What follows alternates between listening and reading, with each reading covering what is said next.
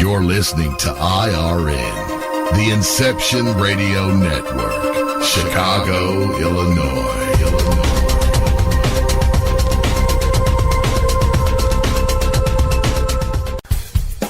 You're listening to IRN, 2014 Border Zone International UFO Conference. One of the neat things about being a researcher is that we don't get to see each other often. So when we have conferences like this, it's kind of nice for all of us to get together and share information and visit it and get to know each other again. Author, journalist, and TV personality Nick Poe was in charge of the British government X-Files for 21 years.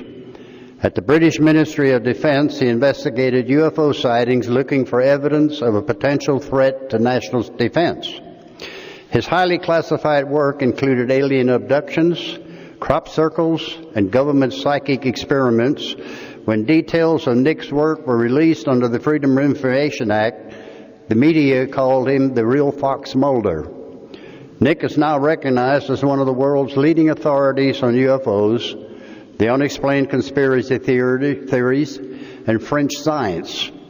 He has worked as a consultant on numerous Hollywood films and TV shows about aliens and outer space. He is also the best-selling author of 4 books, one on UFOs, one on alien abductions, and 2 science fiction novels. Ladies and gentlemen, please welcome Mr. Nick Poe.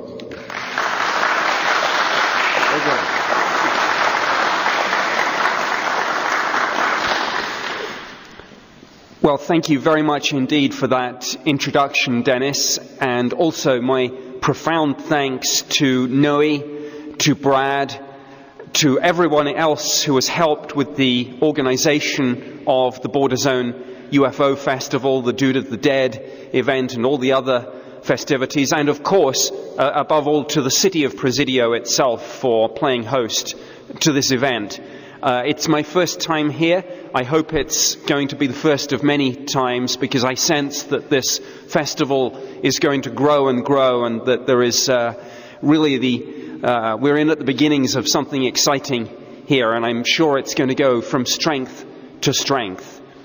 So I'm very glad to be here, and in this first of my 2 presentations today, I want to be a little bit more speculative. And I think very often in the UFO community, one gets bogged down into what I call a sort of skeptic versus believer dogfight.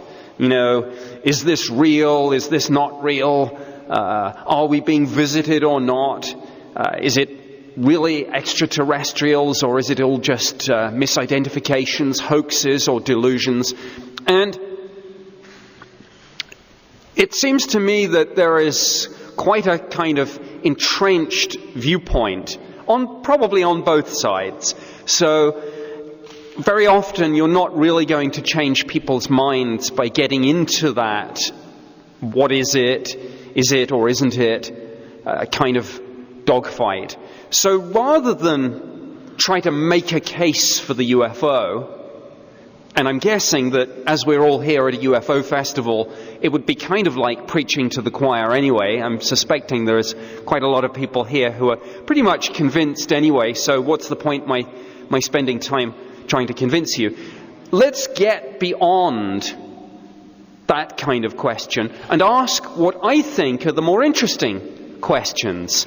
It is the search for alien life is one thing, but what happens if we find it? What next? What will be the effects on political structures, on science and technology, on religious belief, on personal paradigms and worldview? How will this affect us? Will it be the greatest game changer of all time, or actually will life go on pretty much as normal? And that's really the meat of what I want to get into in this presentation. Now, one of the possible scenarios for how this might unfold, and I know that a lot of people in the UFO community are not great fans of this, but I think it is important to recognize what other people in the field are doing out there. One of the main ways that we might get absolutely irrefutable scientific, you can take that to the bank proof of all this is picking up a verifiable, repeatable signal from another civilization. This is a great way of actually taking us beyond evidence and into definitive proof, because it fulfills the scientific concepts of repeatability and verification. And one of the ways in which this might happen is the use of radio telescopes. And how many of you here have seen the sci-fi movie Contact? Great. It is one of my favorite science fiction movies for a couple of reasons. Firstly, arguably, it's not really a movie about aliens at all. It's a movie about us. Also, it is a movie which I think is based on some very good science. It was based on a book written by the late, great Carl Sagan, the great astronomer and science communicator. And for those of you who haven't read the book, how many have read the book? Interesting. The book is very much worth your time, because in an even more thorough and thought-provoking way than the movie, it gets into the fundamental, I will say conflict, but I think it might be fairer to say relationship between science and religion. And it does so in a very thoughtful way, I think. And so, for many years, a number of radio astronomers, just as we see in the movie, the character of Ellie Arroway in the movie is loosely based on a real person, Dr. Jill Tarter from the SETI Institute. And in fact, Jodie Foster spent some time talking to Dr. Tarter about her passion for this. And it's one of the great tie-ins between science fact and science fiction and ufology and all these different but interrelated subjects.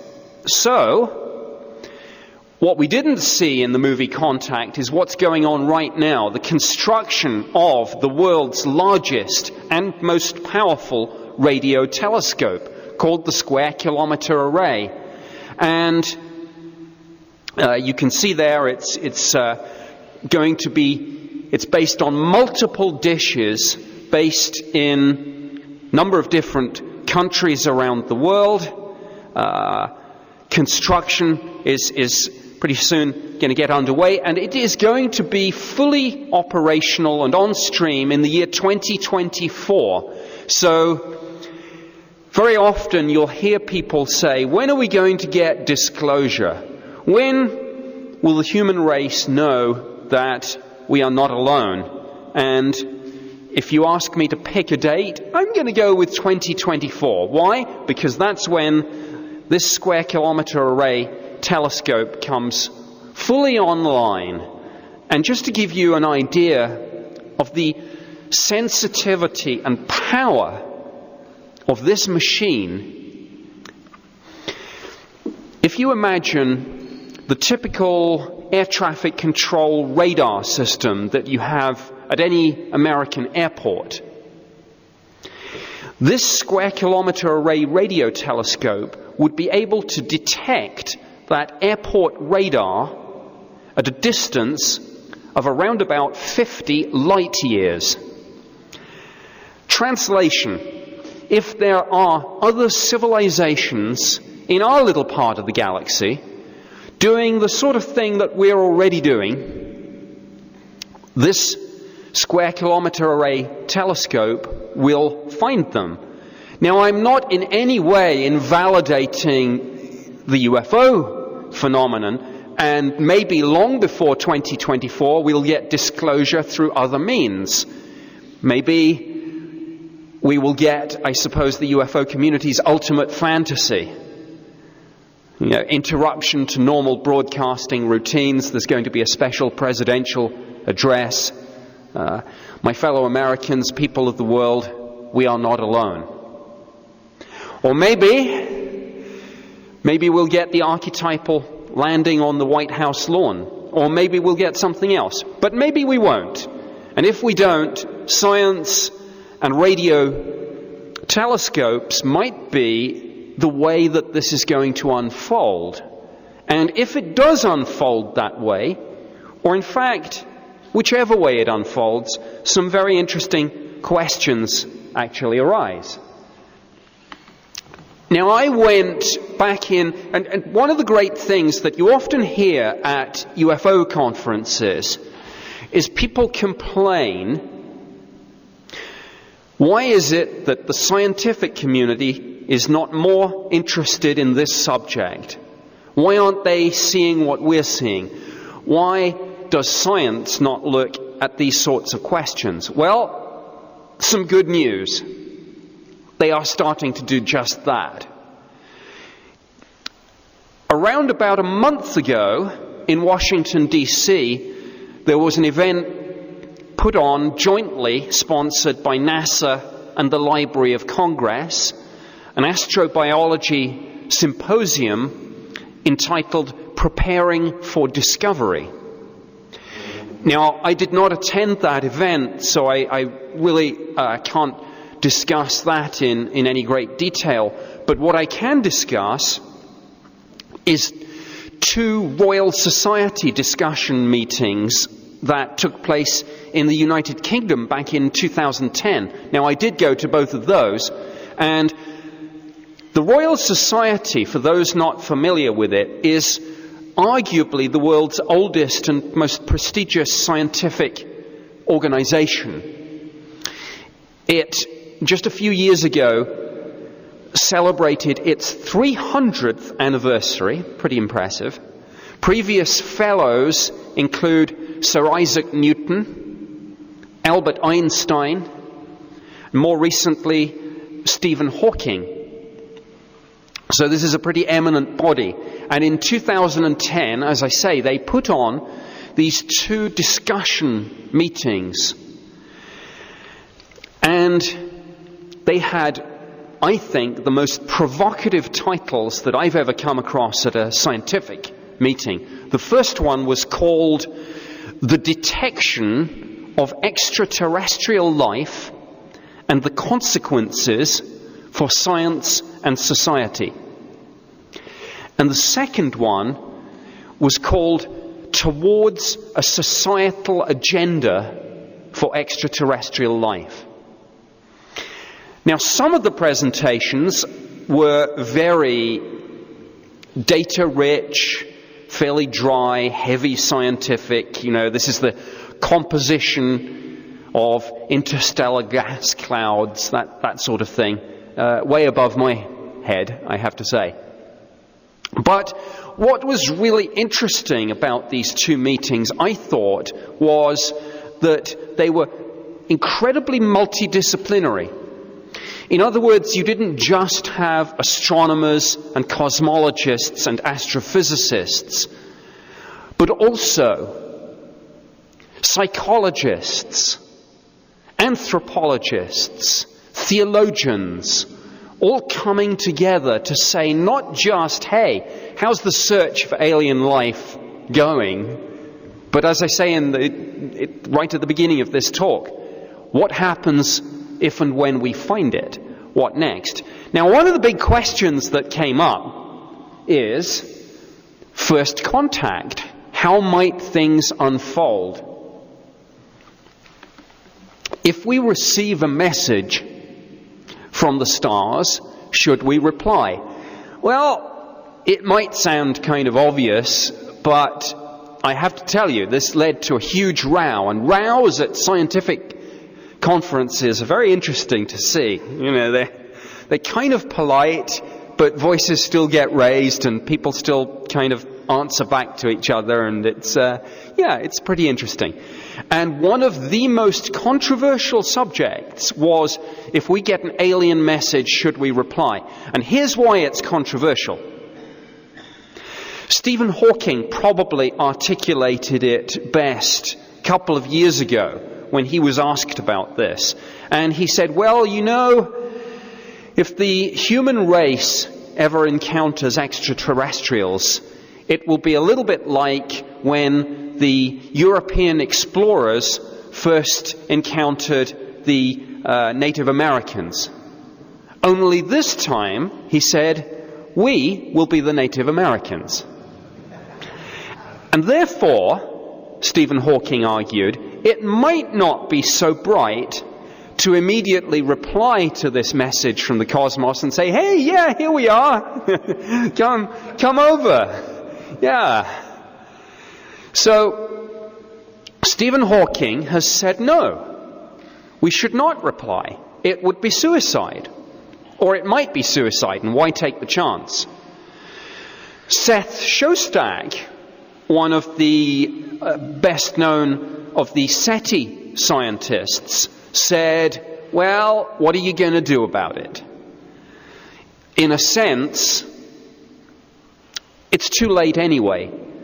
The horse has left the barn. We have been a detectable civilization for decades already because of our military radars, because of our radio, our television, because of some of the active SETI that we've done, because scientists are not just listening for messages, some of them have sent them proactively too. So a whole bunch of other people at the Royal Society said, no, it's too late. I understand Stephen Hawking's objection, but it's too late. And in any case, what are you going to do about it? If a Russian radio telescope decides proactively to broadcast messages out into the cosmos to try and contact other civilizations, what are we going to do? Are we going to launch a cruise missile strike against a radio observatory? These are the sorts of arguments that come up. But that's a big one in the scientific community. So, should we reply? If we reply, who replies? And what should we say? Well, that's the Stephen Hawking objection. Do we send a reply?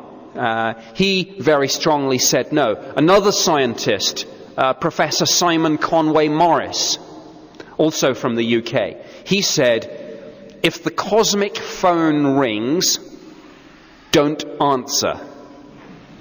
Again, other people said, it's too late. Who should reply? That's a really interesting question, I think, because it raises a wider philosophical, political question. Who truly speaks for planet Earth?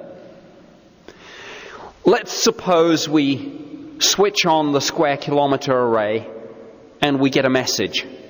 And then the question is asked, okay, who replies? Well, let's see. President of the United States, arguably the most powerful person on the face of the planet. But the United States is only one nation amongst many. And arguably any sitting president didn't get voted for by a whole bunch of other people who voted for the other party or who didn't vote at all. So, is the president really the right person to speak for planet Earth? What about the Secretary General of the United Nations? Arguably it's more representative, but do we really want a bureaucrat speaking for all of us? Interestingly, the United Nations has something called the Committee they have an Office for Outer Space Affairs, who have briefly looked at this issue, and they also have something called the Committee for the Peaceful Uses of Outer Space. And so the United Nations has kind of grappled with this question of who speaks for planet Earth, and there is a Malaysian astrophysicist called Dr. Mazlan Othman, and she chairs the Office for outer space affairs. And a few years ago, she was one of the speakers at the second Royal Society meeting, and she was one of the people put forward as a potential ambassador for Earth, so to speak, if we ever made contact. What about a religious leader? What about the Pope? Well, we read a few positive stories about the new Pope in the press and how he seems to have impressed a lot of people, but I don't have to tell you that the church is pretty controversial because of various allegations at the moment. And in any sense, Catholicism is only part of Christianity. Christianity is only one of the world's religions. And what about people who have no religion? So again, do we really want a religious leader being our spokesperson if we communicate with other civilizations? I probably don't have to tell you that the whole question of religion and aliens was the most controversial part of these scientific conferences. I don't think some scientists have forgiven or forgotten people being burnt at the stake for daring to suggest that the Earth goes around the sun and not the other way round, and some people probably still need a bit of persuading on that. But there was a huge stand-up row at the first Royal Society meeting between Ted Peters, a theologian who's thought about this question, and Paul Davies, a physicist and science communicator. And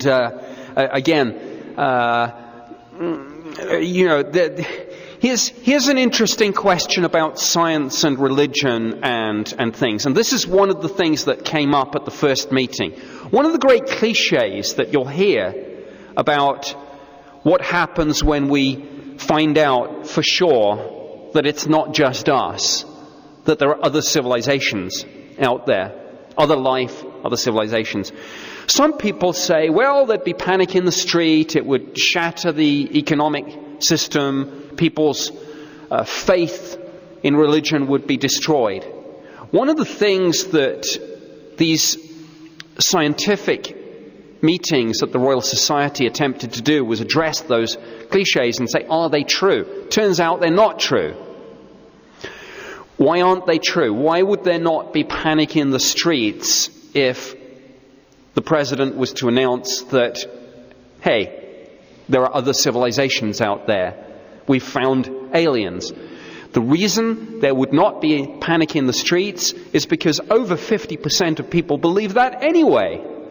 And it's a kind of truism that you don't shock or scare people just by simply telling them something they already believe. So, short of some sort of Hollywood War of the Worlds alien invasion nightmare, the simple act of saying we have found other life, other civilizations, wouldn't cause panic in the street. Funnily enough, people seem to forget that we've got a real-world example of that. How many people remember that in 1996, NASA did actually announce that they had found what they believed was scientific evidence of extraterrestrial life? The so-called Martian meteorite. Remember that? Well, it was on the front page of almost every single newspaper on the face of the planet. NASA said, we found evidence of fossilized microbial life. Okay, it's not as exciting as aliens like that, but alien life is alien life. And NASA said, the very organization that many people believe to be at the heart of a cover-up on this, were shouting it from the rooftops and saying, we've found alien life. Arguably, a lot of other scientists were saying to NASA, you're being a little bit presumptuous on this. But NASA said, we found alien life. Bill Clinton made a nice speech about it. The radio stations played David Bowie's song, Life on Mars, like there was no tomorrow. But you know what happened the very next day? Pretty much everyone went back to normal. And that is likely the most realistic scenario of what will happen the day after disclosure, the day after contact. My good friend, who many of you in the UFO community will be familiar with, John Alexander, has a little soundbite on disclosure. And he says, well, that's great, but does any of this mean I don't have to go to work tomorrow? And sadly, the answer to the question is, well, actually, you probably do have to go back to work tomorrow. So, if it was announced that we found alien life, good news, no panic in the streets. Bad news, you go back to work. Would it shatter people's religious faith? As I say, the cliche soundbite that you often hear is yes, it would. The actual answer seems to be no, it wouldn't. Ted Peters, one of the few theologians who have done direct research onto this, did some polling and then some follow-up interviews. Here's what he found. He found that far from shattering people's religious faith, it would strengthen it. And the reason that people said was, hey, well, I believe in God, but if we find that there's a whole bunch of other life out there in the universe, doesn't that just make God's creation look bigger and more varied and wonderful? So actually, you sometimes get these counterintuitive findings with all these cliches about alien life. The interesting thing about religion and aliens wasn't so much what people's personal faith would be, but it's what they thought about other religions. So in other words, Christians said, well, we would have no difficulty with this, but I'm not sure about the Jews or the Muslims. The Muslims said, yeah, we could incorporate this into our religious faith, but not sure about the Christians. Buddhists were fine with it. Kind of, yeah, that's okay. It's cool. Bring it on. So anyway, I digress. Back to the question, who speaks for planet Earth? In all this discussion about the President, the Secretary General of the United Nations, the Pope, one of the suggestions was, what about a committee of sages? This sort of thing happens at scientific conferences. A committee of sages. And someone said, what? And it was like, yeah, a committee of wise people who could speak for Earth. And one of the other scientists in the audience raised her hand and angrily said, hey, do the other 7 billion of us get a say in any of this? And that, I think, leads to another quite profound question.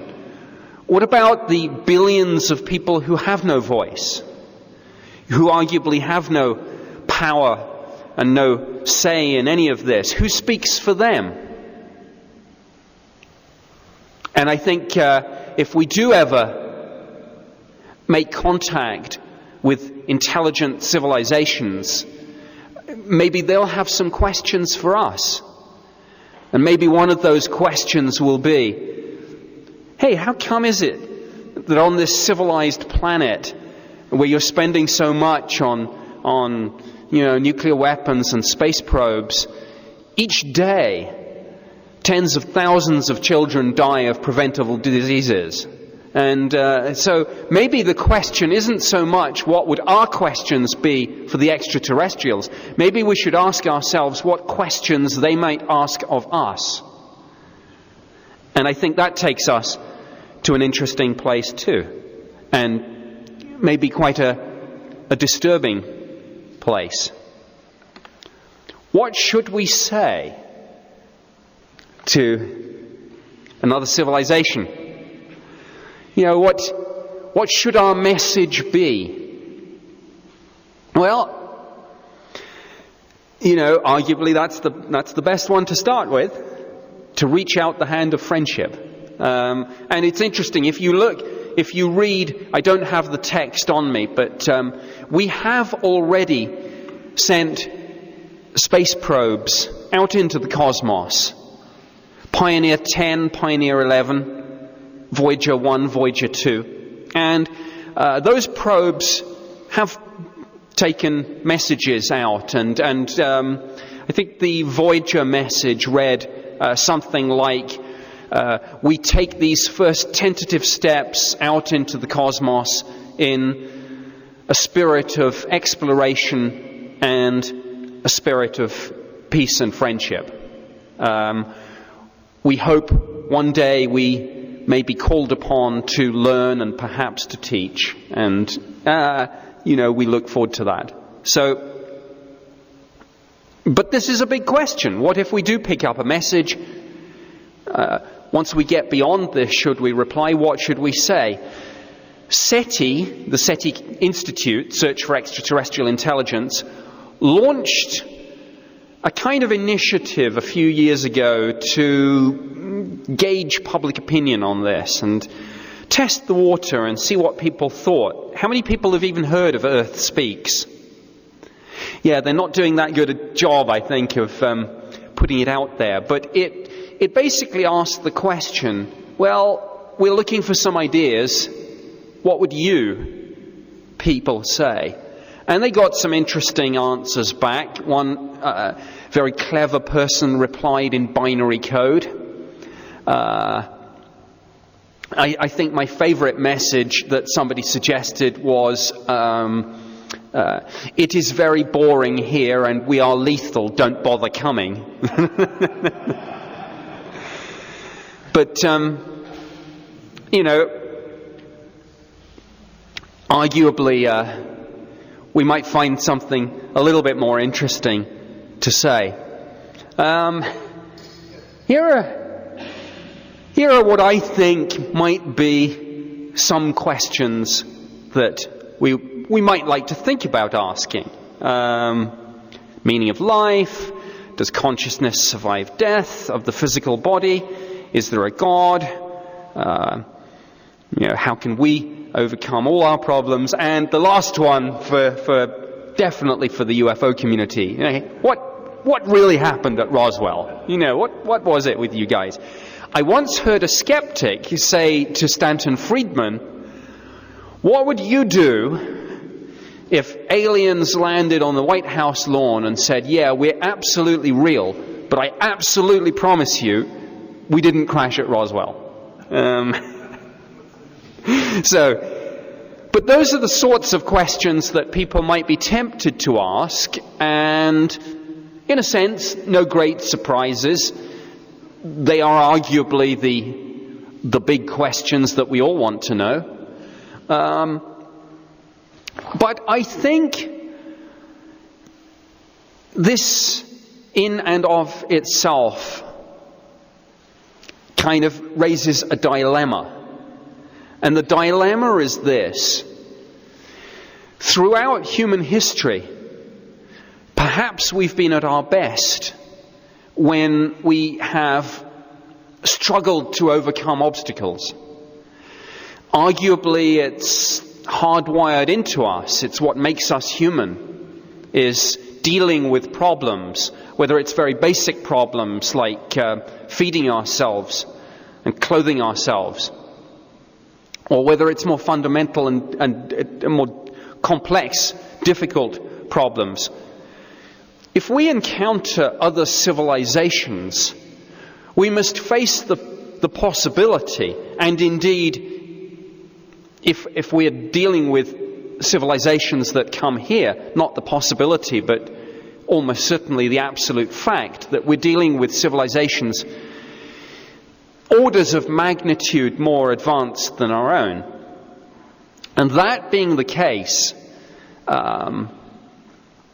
they might be in a position to give us the answers to some of these questions. But would we want them? And should we have them? And now at first that might sound crazy. Why wouldn't we want these big answers? Well, kind of same reason why it might not be a good idea to give a child learning a particular subject and coming up to an examination, a crib sheet with all the test answers. Yeah, they might get 100%, but will they truly develop and learn? I would say no, they won't. So if we switch on the square kilometre array, and if we download, if there is such a thing, the Encyclopedia Galactica, with all the knowledge and wisdom of other civilizations, maybe millions of years more advanced than our own, yeah, we might get a short-term gain, but would we get a long-term benefit? Aren't we, as I say, arguably at our best when we have to struggle to overcome adversity, where we have to, both personally and collectively as a civilization, develop and learn and evolve and find out things for ourselves? So,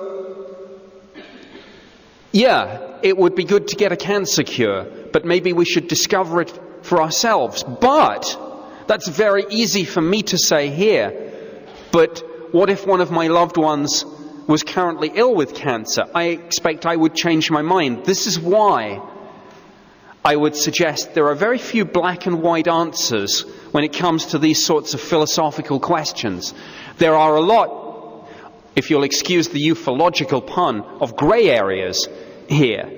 And but I think they are questions that it might be wise to think about, because it might be 2024 with the square kilometre array, but it might be later today that we pick up a signal with our existing radio telescopes. Or it might be today that some whistleblower with an absolutely verifiable backstory says, hey, yeah, it's all real. Or it might be later today that the president thinks, hey, end of 2 terms, why not? I'll just disclose. Okay, it's real.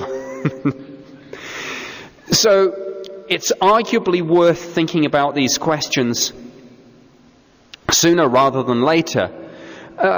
Some other, here are some of those things. I think one of the great imponderables with all of this is, we kind of assume that if we encounter an advanced civilization, that they'll be almost indistinguishable from gods. And indeed, there is that classic Arthur C. Clarke quote, any science sufficiently advanced from our own will be indistinguishable from magic. And it may be that to us, some of these advanced civilizations are almost indistinguishable from gods.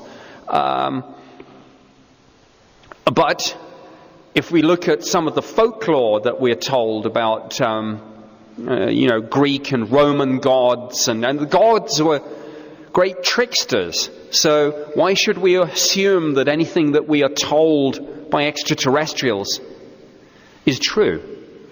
Hey, humans lie. Why shouldn't aliens? More likely scenario, if we find alien life, we're not just going to find one other planet out there, we're going to find a whole bunch of them. Some of them more advanced than us, some less, some pretty much at the same level. It's the kind of science of probability. Chances are we're in the middle of things. We are not going to be the most advanced planet in the universe. That'd be pretty scary. We probably won't be the least either. Chances are, statistically, you'll be somewhere in the middle. And therefore, there'll be a whole bunch of other civilizations, and they won't all speak with one voice. Maybe David can talk in his presentation about the kind of Star Trek Federation idea, the United Federation of Planets. There may be something like that. There may not. There may be a whole bunch of different federations. But it's unlikely that there'll be a single universal truth and a single universal answer. We might not like some of the answers. What if planet Earth is a science experiment? What if planet Earth is a farm? What if planet Earth is a mental asylum? Or a prison planet? What if planet Earth is a reality TV show? And as I say, what if the answers harm us? What if we get everything on a plate and then we kind of lose that kind of impetus and will to live? What if we don't understand the message? Wouldn't that be one of the most interesting and possibly frustrating situations of all? That you would pick up a signal and you would know for a fact that there are other civilizations out there, but maybe we'd never meet them, and maybe we'd never be able to understand them or them us. And that would be very kind of one of those really, truly interesting philosophical debates. And here's another question. What if the scientific community pick up a message they can't understand? Now, SETI have said, if we find a signal, number one, we'll verify with other scientists, and number two, we'll tell everyone. Remember that great line in the movie Contact, where they say to Ellie Arroway, who do we tell now? And she says, everyone.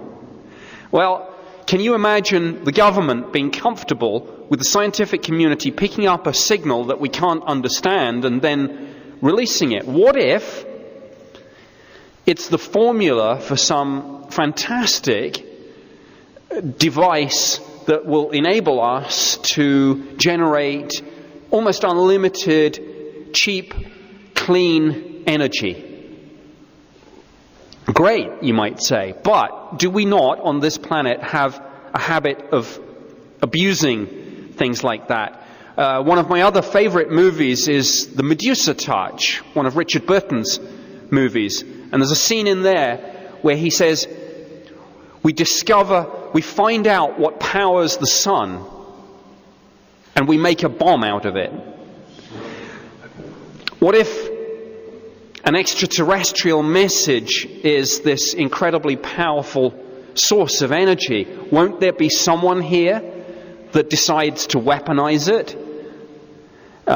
Maybe that'll be your government, but maybe it will be a jihadist terrorist. So there are some questions about the whole interrelationship between the scientific community and the governmental community. I have pretty much used out my time, but I think I might manage to squeeze in 2 or 3 minutes of questions. So thank you very much for listening, and thank you.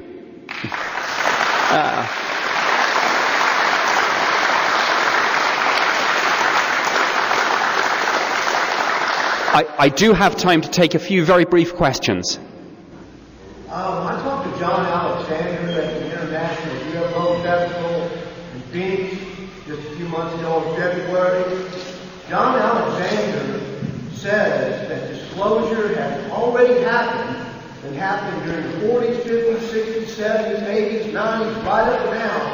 And he puts the blame solely on the news media not paying attention to what the FAA, the military intelligence agency, has been talking about for the last 60, 70 years. Yes, that's certainly true, that if you placed end to end the information on UFOs that governments around the world have already put out, arguably that does constitute a form of disclosure. Now, I think it might be disclosure with a little d as opposed to with a big D, which is a debate that I've had with people like Steve Bassett before. But yes, the British government, who I worked for, is a good example of what you've just said. For years, we told Parliament, the media, and the public that this was a subject where we put out, we had very little interest. When we released the files, there were 55,000 pages of documents. So there's a lot of information already out there. Any other questions, particularly on science, religion, disclosure, and anything? Anyone else? Yes. What did they come up with? Yeah. The Royal Society came up with no definitive answer to that question, who speaks for planet Earth. All of the people that I put up there were mentioned. I think the sense that I got was that the scientists would rather that scientists speak for planet Earth as opposed to politicians. I can see the merit of that, but I'm sure that the politicians would see it exactly the other way around. I kind of think that it's a self-selecting kind of situation, that because this was a scientific conference, of course the sense of it was probably that scientists would have a better case for speaking. If it was a theological conference, I'm sure they would feel theologians had a better case. But there was no definitive, hey, this is the person or this is the group. Yes? Early 1991, the Belgian UFO class was going on. That was a disclosure, wasn't it? Yes. What do you know of that? Well, this is one of the most compelling waves of UFO sightings in modern history, the so-called Belgian wave, late 1990, and particularly the night of March 30th and 31st, 1991, where the Belgian Air Force actually scrambled 2 F-16 fighters in an unsuccessful attempt to intercept a UFO that was being tracked on radar. The Belgian Air Force and government said, we don't know what this is, but it was real. The Americans were asked through the embassies.